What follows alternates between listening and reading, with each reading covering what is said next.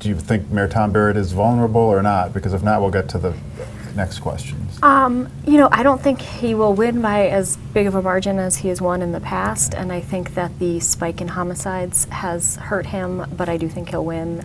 Maybe he'll be in the 50s or low 60s instead of an overwhelming majority, but I still think he'll win. I think the issue to watch is to see if any third-party groups think it's worth their while to jump in and spend money here.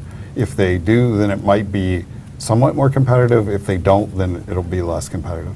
All right, so if you're Bob Donovan or Joe Davis out there hoping to break through, what do you need? Do you need a lot more snowfall and bad plowing, or what's going to get you to get your attention? You might rob a couple banks too, but to catch up in terms of the fundraising and stuff. Yeah, you want, but that even with the snow plowing, it's not a huge issue. It's funny how, like the streetcar, there seems to be a great deal of outrage outside of Milwaukee, but not so much inside the city. It'll affect a couple of aldermanic races, but yeah, you want lots of snow and some sort of scandal.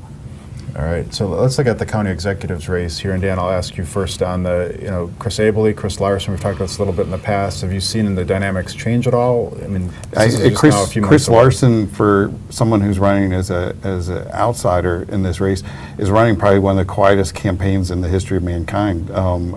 Right now, I'm assuming that he's raising money, but outside of that, he's not even getting much free media by criticizing Abele on various issues. Yeah, have you seen any indication of that he's doing a lot of fundraisers or speaking to a lot of groups or any traction? That's what I said.